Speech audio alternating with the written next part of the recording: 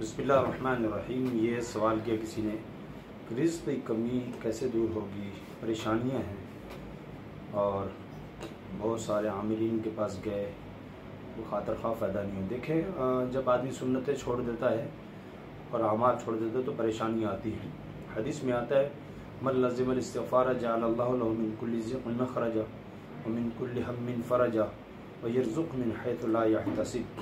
جو آدمی استغفار کو کثرت سے کرے گا، استغفار کرے گا کثرت سے، اللہ پاک ہر غم سے خوشی عطا فرمائیں گے اور ہر پریشانی سے راستہ نکالیں گے اور مشکلات سے راستہ نکالیں گے، اور رزق ایسی جگہ سے دیں گے جہاں سے وہم و گمان بھی نہیں۔ اور امام احمد بن حنبل رحمۃ اللہ کے بارے میں آتا ہے، کہیں سفر سے آ رہے تھے تو کسی مسجد میں ٹھہرنا چاہا تو مسجد والوں نے کہا کہ جی اب دروازہ بند کر رہے ہیں، آپ یہاں نہیں ٹھہر سکتے۔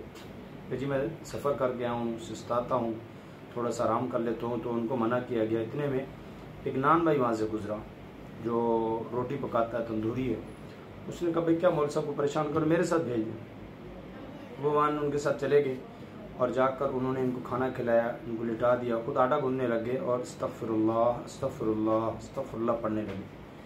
امام صاحب نے فرمایا بھائی اس استغفار نے آپ کو کوئی فائدہ بھی دیا؟ کہ جی جس چیز کے لیے بھی استغفار کیا اللہ نے وہ میری ضرورتیں پوری کی ہے۔ اب جو ہے میں نے سنا امام احمد بن حنبل بڑے نیک آدمی ہیں، تو ان کی زیارت کرنا چاہتا ہوں، اس لیے استغفار کروں گا۔ اللہ کے بندے تیرے اس استغفار کے چکر میں کتنی دور سے مشقتیں کاٹ کے آیا ہوں، تو اللہ نے ان کو پہنچا دیا۔ قلت استغفروا ربکم انہ کان غفارا یرسل السماء علیکم مدرارا ویمددکم باموال وبنین ویجعل لکم جنات ویجعل لکم انہار۔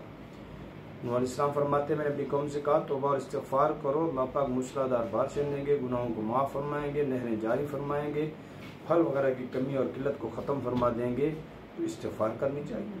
حدیث میں آتا ہے کہ جو آدمی 5 وقت کی نماز کا اہتمام کرے گا، اللہ تعالیٰ اس کو 5 انعام دیں گے۔ سب سے پہلا انعام اس کے رزق میں برکت دیں گے، رزق کی تنگی ختم کر دیں گے۔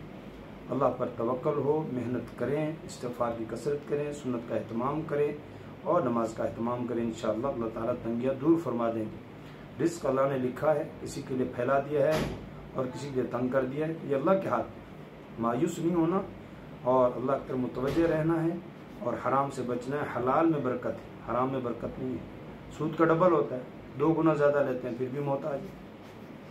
اللہ تعالیٰ ہم سب کی تنگیوں کو ختم فرمائے، اپنی طرف متوجہ رہنے کی توفیق عطا فرمائے، اپنے غیر کی طرف توجہ سے اللہ پاک ہماری حفاظت فرمائے۔ یہ 2-3 اعمال کریں گھر میں داخل ہوتے۔ السلام علیکم ورحمۃ اللہ وبرکاتہ، گھر میں کوئی ہو یا نہ ہو، 1 دفعہ یا 3 دفعہ درود شریف پڑھیں اور 1 دفعہ یا 3 دفعہ سورہ اخلاص پڑھیں، انشاءاللہ ہر قسم کی تنگی ختم ہو جائے گی، برکتیں آئیں گی، جادو نظر بد سے اللہ پاک حفاظت فرمائیں گے۔ اللہ ہمیں عمل کی توفیق عطا فرمائے۔